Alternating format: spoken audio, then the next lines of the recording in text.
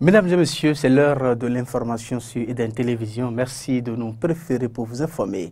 Les titres de cette édition, les voici.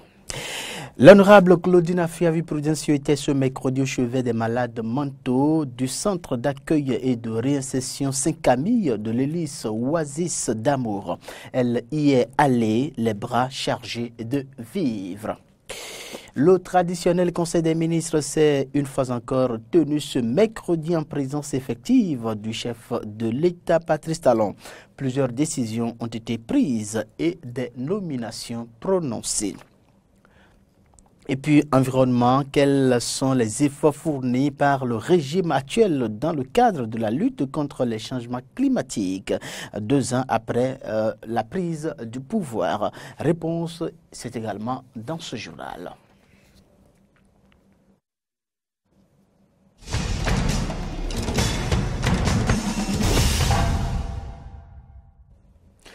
Bienvenue à toutes et à tous. Geste de générosité aux malades mentaux de l'association Saint-Camille de l'hélice Oasis d'Amour. L'honorable Claudine Afiavi-Prudencio s'est rendue ce mercredi 18 avril dans ce centre d'accueil et de réinsertion pour malades mentaux, les bras chargés d'un important lot de vivres. La cérémonie de remise des dons s'est déroulée en présence des responsables du dit centre, Horacia Djodjic et Fiacre Voitan pour Le Point. C'est une promesse qu'elle vient d'honorer. Lors de son passage en fin d'année 2017, l'honorable Claudine Prudencio a promis aux pensionnaires du centre psychiatrique Saint-Camille de Tocan de revenir. Elle est là, les mains remplies de vivres, sacs de riz, de maïs, pâtes alimentaires, bidons d'huile et autres. Un geste de solidarité apprécié des bénéficiaires et du fondateur. Honorable, vous avez pensé à ces oubliés.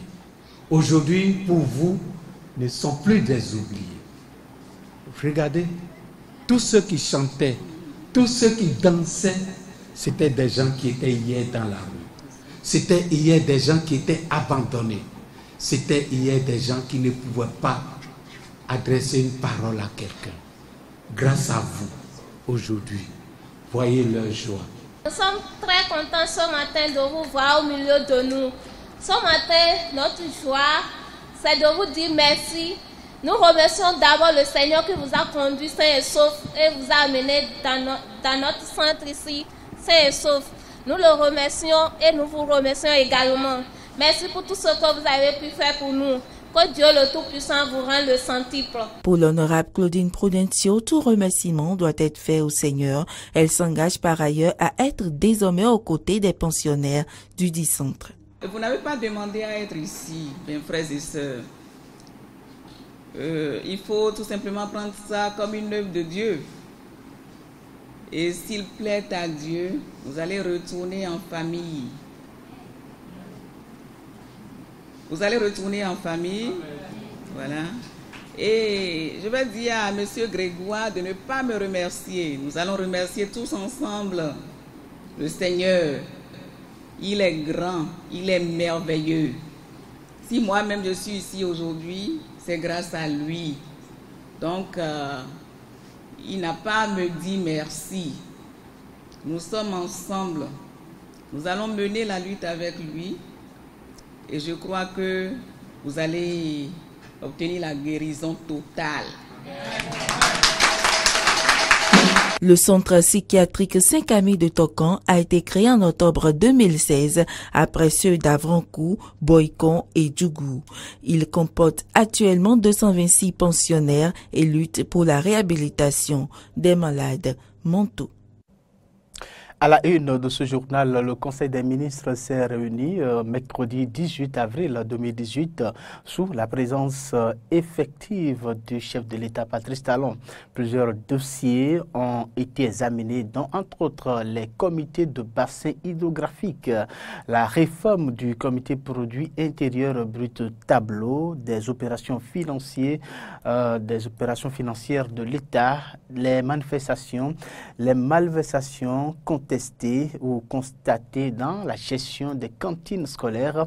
Les mesures consécutives à l'incendie survenu au marché d'Antokpa et de nombreuses nominations ont été prononcées au cours de la dite séance. Suivez ici un extrait du compte rendu du garde des Sceaux, ministre de la Justice, Joseph Fifame Djobeno.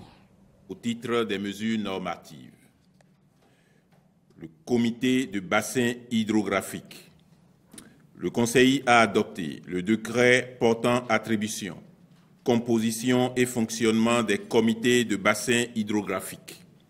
Ces comités ont pour objet de débattre des grands axes de la politique de gestion des ressources en eau et de définir de façon concertée les modalités de protection des milieux naturels aquatiques à l'échelle du bassin hydrographique. Réforme du comité produit intérieur brut, tableau des opérations financières de l'État. Cet organisme a été créé dans le but d'assurer la cohérence des informations à caractère économique et financier. Il s'agit de celles qui sont fournies par divers services publics et d'autres qui proviennent de stratégies sectorielles et politiques économiques à mettre en synergie avec le programme d'investissement public.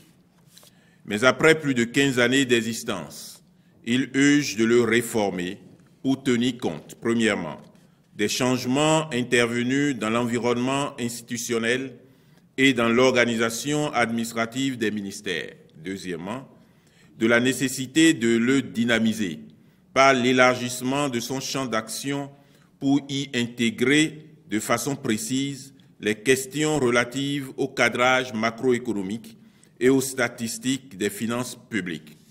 Communication. Au titre donc des communications, le Conseil a connu des dossiers suivants. Premier dossier, malversation constatée dans la gestion des cantines scolaires. Le gouvernement, préoccupé par le relèvement du niveau de fréquentation de nos écoles, a relancé dès la rentrée 2017-2018 les cantines scolaires, en partenariat avec le Programme alimentaire mondial. Un nouveau mode de gouvernance a donc été mis en place et un comité de suivi en assure le contrôle. Des séances de sensibilisation de tous les acteurs impliqués dans la gestion des cantines ont été organisées conjointement par le comité de suivi, le Programme alimentaire mondial et le ministère des enseignements maternels et primaires à l'endroit de plus de 2500 acteurs de l'école pour les habiliter aux 10 modes de gestion. Malgré ces dispositions, les missions de contrôle du comité, organisées en octobre et novembre 2017, ont révélé des cas de malversation, notamment des détournements de vivres impliquant plusieurs directeurs d'école. Leur mode opératoire consiste généralement à majorer l'effectif des enfants inscrits à la cantine pour justifier d'une sortie plus importante de vivres, notamment le riz, le haricot et l'huile.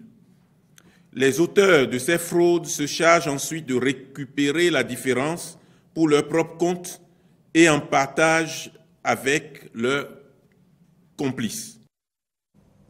Eh bien, la lutte contre les crimes crapuleux et les fake news se poursuit. C'est ce qu'on peut retenir du point de presse du 4e substitut du procureur de la République Antoine Abévi ce mardi 17 avril 2018 à la cour d'appel de Cotonou. Propos recueillis par Carlo François Mbeniento. Procureur de la République devant le tribunal de première instance de Cotonou, après avoir été informé de la recrudescence du phénomène de la cybercriminalité ponctuée des sacrifices humains sur le territoire national, a diligenté une enquête aux fins de clarifier la situation. Les investigations menées dans ce sens ont permis d'interpeller et de présenter devant le parquet une trentaine de personnes auteurs d'infractions cybernétiques prévues et punies par la loi numéro 2011-20 du 12 octobre 2011 portant lutte contre la corruption et autres infractions connexes en République du Bénin. Ces personnes de nationalité béninoise et nigériane pour la plupart ont été arrêtées aussi bien sur le territoire national qu'à l'extérieur. Déférées au parquet de Cotonou le 28 mars 2018, 9 personnes ont été inculpées des faits d'escroquerie et présentées en comparution immédiate devant la première chambre correctionnelle des flagrants délits du tribunal de première instance de première classe de Cotonou. Elles ont été toutes condamnées à des peines d'emprisonnement ferme. Courant avril, une quinzaine de personnes ont été arrêtées, dont une dizaine au Togo. Inculpées des faits d'escroquerie au regard de la loi précitée, elles ont été placées sous mandat de dépôt par le procureur de la République. Après le tribunal de première instance de première classe de Cotonou, leur audience est prévue pour se tenir le 8 mai 2018. Il n'est pas inutile également de rappeler que 3 autres cybercriminels de nationalité béninoise ont été interpellés puis poursuivis pour des faits de publication d'images obscènes, de chantage et de tentatives d'extorsion de fonds vis-à-vis d'une parlementaire malgache. Cette cause sera évoquée à nouveau à l'audience du 19 avril 2018 par devant la 5e chambre correctionnelle des flagrants délits du tribunal de Séan. Tout en conviant les populations béninoises au calme et à la sérénité, le procureur de la République, près le tribunal de première instance de première classe de Cotonou, voudrait leur témoigner son ferme engagement à lutter contre les auteurs et complices des faits de cybercriminalité et de sacrifices humains. Le parquet de Cotonou dispose désormais d'un manuel de procédure contenant la répartition des tâches au sein du parquet par le procureur de la République près le tribunal de première instance de Cotonou. Il y est précisé les tâches confiées aux substituts du procureur et celles attribuées au personnel non magistrat. Le manuel a été aussi présenté à la presse ce mardi par le 5e substitut du procureur de la République que je vous invite à suivre. Ce manuel que vous avez devant vous, vous le voyez, qui retrace aussi bien les fonctions pénales que civiles du tribunal de Cotonou. Alors, chaque maillon du parquet de Cotonou se retrouve. Vous avez les activités administratives où chaque service se retrouve à travers ces activités. Vous avez les magistrats, parce que dans le parquet de Cotonou, vous avez les agents qui sont non magistrats et le personnel magistrat. Maintenant, quand nous avons fini dans ce manuel de procédure de dire ce que tous les agents non magistrats font, nous avons abordé alors les activités tant pénales que civiles. En matière d'état civil, par exemple, je voudrais vous dire, nous parlons des naissances, nous parlons du mariage, nous parlons également des décès. Les affaires domaniales, c'est tout ce qui concerne les terres. Les terres, quand nous parlons des terres, il y a les terres qui sont propriété privée, il y a des terres également qui sont propriété de l'État. Ce que dans notre jargon nous appelons la domanialité. Le parquet de Cotonou également est appelé à vérifier tout ce qui se passe dans ce domaine. Et les infractions, à condamner également les infractions qu'on pourrait relever dans le foncier. Le rôle du parquet avec les unités de police judiciaire. C'est-à-dire que toutes les activités sont contrôlées à la minute par les substituts du procureur. Vous imaginez, quand il y a une infraction qui se commet quelque part, dans le temps voisin, le substitut du procureur est informé et devra donner des instructions en tant que directeur de l'enquête à l'OPJ pour suivre l'enquête. Ce qui fait en réalité que vous allez remarquer, et que les OPJ le remarquent ces derniers temps, la présence des substituts au moins une fois par semaine dans leurs locaux pour vérifier la garde à vue.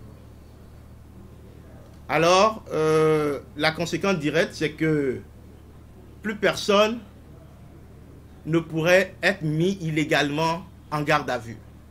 Donc, le parquet de Cotonou est présent dans les unités de police. Vous allez, à l'usage également des avocats, vous allez voir retracer nos relations avec les cabinets d'instruction.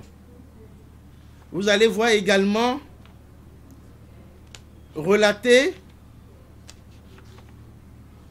nos relations avec les autres institutions qui concourent à l'œuvre de justice. Donc, en réalité, pour vous dire, le manuel de procédure, c'est un document qui fait lumière sur le parquet. C'est un document qui rend le parquet voisin à côté des acteurs de la justice. Pour que, également, chers amis, pour que le parquet ne puisse pas être perçu seulement comme un instrument de coercition. Parce que le parquet doit également contribuer à l'évolution de la cité. Environnement à présent, pour comprendre ce qui a été fait pour les changements climatiques pendant l'avènement de la rupture. Quels sont les efforts fournis dans le cadre, bien sûr, dans le cadre de la lutte contre les changements climatiques par le gouvernement? Un professeur Martin Aïna Pépin, directeur général de l'environnement et du climat, et professeur Michel Boko, géographe et climatologue, se prononce au micro de Antoinette Sagbo et de Fréjus Fiercy. Le Bénin a élaboré sa politique nationale en matière de changement climatique. Le Bénin a élaboré sa loi sur le climat qui actuellement est sur la table des députés.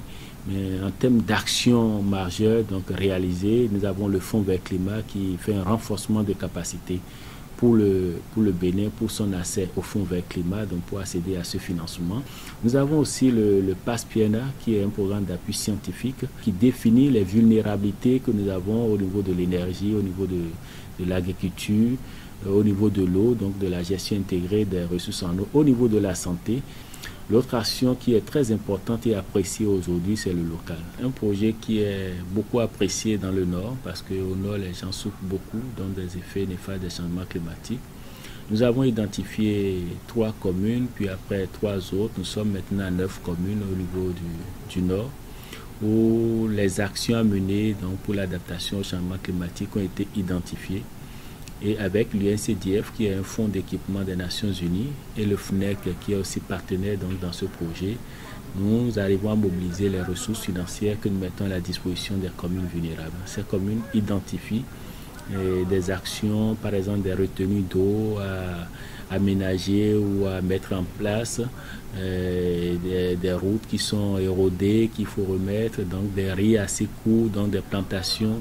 Donc, sont rentrés dans tous les aspects de la vie donc, de ces populations où nous apportons des solutions qui sont des solutions pratiques. Une politique de lutte contre le changement climatique aurait été de se positionner sur la réduction des transports routiers et sur la promotion du transport ferroviaire. Dans le domaine agricole, pour réduire les émissions, il y a 2 possibilités. Réduire la déforestation. Le fait d'intensifier chimiquement ou par extension nos champs pour la production agricole, nous augmentons nos émissions de gaz à effet de serre, alors que dans nos contributions nationales déterminées, nous avons promis, juré, craché que nous allons les diminuer. J'ai été très sensible à une décision du gouvernement le 26 octobre 2016 au Conseil des ministres. Le chef d'État dit il ne faut plus toucher aux écosystèmes des zones humides. Pire, des gens qui se proclament rupturiens de la deuxième génération, ce sont eux aujourd'hui qui sont devenus les ennemis de ces écosystèmes que le chef de l'État a donné les instructions de protéger. Le président de la République, Patrice Talon, a promis pour son quinquennat assainir les villes du Bénin. Avec son projet phare Asphaltage, le ministère du Cadre de vie et du Développement durable a mené pendant ces 2 années plusieurs activités. La rédaction de Eden Télévision vous invite à suivre ce magazine réalisé à cet effet. Améliorer les conditions de vie des Béninois, c'est le 3e pilier du programme d'action du gouvernement de Patrice Talon. Cela se traduit dans l'Axe stratégique 7 qui concerne l'aménagement équilibré et durable de l'espace national. Au premier lieu de son accession au pouvoir en avril 2016, un premier acte, la libération des espaces publics en janvier 2017. Les prémices du projet Asphaltage sont donc posées pour l'aménagement des voiries urbaines. Nous avons couplé l'asphaltage avec un certain nombre de projets qui vont permettre de combler certains gaps de réseau viaire, comme la modernisation des marchés, comme la construction des cités administratives départementales. C'est un projet fondamentalement destiné à l'amélioration du cadre de vie de nos villes. Ainsi, dans le cadre de l'assainissement à long terme des villes, les communes du Grand Okoué ont été dotées d'importants équipements et infrastructures pour la gestion des déchets solides et ménagers. Des déchets essentiellement constitués de sachets plastiques non biodégradables. Le 3 novembre 2017, les députés ont voté à l'unanimité la loi numéro 2017-39 portant interdiction de la production, l'importation, l'exportation, la commercialisation, la détention, la distribution et l'utilisation de ces sachets. Plusieurs de nos compatriotes utilisent les sachets plastiques pour faire le feu, utilisent les sachets plastiques et mangent, donc prennent des repas chauds à l'intérieur, donc ce qui pose un problème de santé publique. Mais désormais, sur notre territoire, on peut produire des sachets biodégradables à base donc du manioc, des sons de maïs. Et donc, il y a déjà des avancées à ce niveau, donc en termes d'environnement et en termes d'économie, en termes de développement durable. Cette loi est votée à partir du 1er juillet, il y aura plus de sachets plastiques sur notre territoire. Producteurs d'emballages biodégradables que nous sommes, les défis à relever pour juguler tous ensemble ce fléau restent encore nombreux. Voilà pourquoi nous promettons de faire usage utile des dons que vous nous faites ce jour. En matière de la protection de la couche d'ozone, on peut retenir la remise d'équipements à l'association des frigoristes et la formation des douaniers sur le système de contrôle des substances appauvrissant la couche d'ozone. Nous sommes en train d'éliminer certaines substances, dont les hydrochlorofluorocarbones qu'on utilise dans la climatisation. L'acteur principal pour vraiment contrôler cette entrée dans notre pays de ces substances, ce sont les douaniers. C'est pour ça que nous avons dit qu'il faut renforcer leur capacité par rapport à cet outil qu'on appelle Kikutul. Autre action, la mise en œuvre d'un plan stratégique pour la gestion durable des terres avec la naissance du concept « un changement de paradigme ». Le système en place que nous avons hérité de décennies de pratiques a été de dégrader, pas volontairement, mais d'utiliser la terre de façon extensive. Donc on utilise, on ne se préoccupe pas de sa durabilité et on passe à une autre terre. Donc, et c'est cette logique-là qu'il faut renverser. L'objectif du changement de paradigme, c'est faire en sorte que les incitations du système favorisent, encouragent des productions comme le coton biologique. Ce n'est pas la seule solution, mais c'est une des solutions. Dans le cadre de la lutte contre l'érosion côtière, il a été élaboré le projet Protection de la côte à l'est de l'épi de Siafato et le projet régional Waka destiné à renforcer la résilience des habitants du littoral de 6 pays de l'Afrique de l'Ouest. Nous pouvons d'abord dire que toutes les actions qui se menaient de manière éparse sur le domaine de l'érosion côtière ont été mises en synergie. Donc c'est ainsi que nous avons poursuivi les travaux à l'est de Cotonou dans une deuxième phase de ce projet Nous avons également lancé, disons, le processus de protection de la deuxième partie du segment, la priorité numéro 2, qui est le segment autour de Ouida, qui va bénéficier de quelques infrastructures de protection également. Mais là, maintenant, nous avons commencé l'approvisionnement en enrochement pour que l'entreprise soit à jour dans le planning. Ce qui concerne la côte à l'ouest, c'est-à-dire en allant vers le Togo, nous sommes dans un programme que nous appelons WACA. Ce programme permet avec le Togo, le Ghana, la Côte d'Ivoire, et puis Sao Tomé, Principe, de se retrouver pour définir la politique, une politique régionale en matière donc de renforcement de leurs côtes, pour sauver Gekon qui est en difficulté et la plage 10 janvier donc qui aussi se retrouve en difficulté. Un montant de plus de 31 milliards de francs CFA est alloué au Bénin dans le cadre de l'exécution de ce projet WACA. De même, le financement de la première phase du projet asphaltage est déjà bouclé. Juillet 2018 est retenu pour le démarrage de tous les grands chantiers du pilier 3 du PAG. Dernier reportage avant de boucler ce journal, vous le savez déjà, une grande partie du marché d'Antokpa a pris feu dans la nuit du dimanche 15 avril au petit matin du lundi 16 avril 2018. Pas de perte en vue humaine, mais la quasi-totalité de la zone de vente des céréales du marché a été ravagée, de même que les petits commerces aux alentours. On parle de près de 4000 mètres carrés environ. 24 heures après donc ce drame, Horacia Djodjic est allé faire le constat sur le terrain. Voici son compte rendu. Voici l'image que présente le secteur des céréales du marché d'Antokpa de Cotonou 24 heures après l'incendie. Des agents de la Société de gestion des marchés autonomes aidés du génie militaire étaient sur les lieux du drame pour le rendre salubre. Cet incendie a embrasé, faut-il le rappeler, une bonne partie des hangars de fortune, soit environ 4000 mètres carrés. Il a dévasté des milliers de sacs de vivres. Sur les lieux ce mardi matin, des sinistrés encore sous le choc.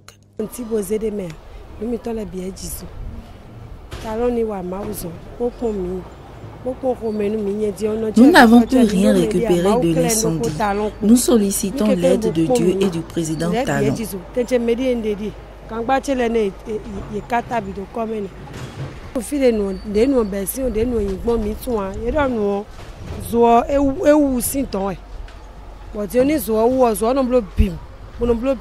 On ignore jusque-là l'origine de l'incendie. Même les gardiens ne pouvaient rien.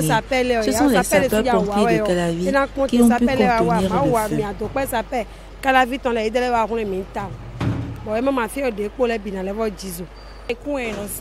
Atiropo 90 000, 95 000 atiropo.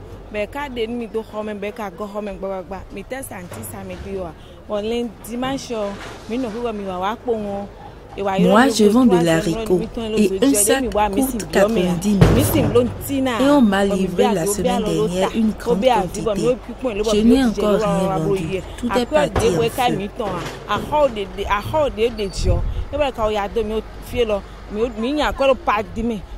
feu.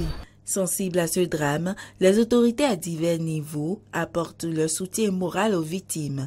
Ces dernières nous ont d'ailleurs confié qu'elles ont été reçues ce lundi par le directeur général de la Sogema. On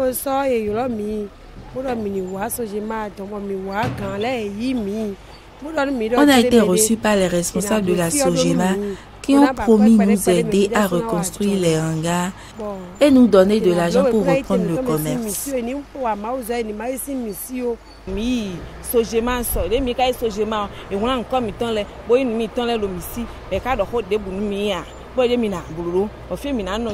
On a été à la Sogema hier. Ils ont pris les noms, mais ils ne nous ont rien dit pour le moment. Cet incident est le deuxième du genre après celui d'octobre 2015. Eh bien, c'est la fin de ce journal sur Eden Télévision. Toute l'équipe de préparation et de présentation vous remercie de l'avoir suivi. Portez-vous bien. Au revoir.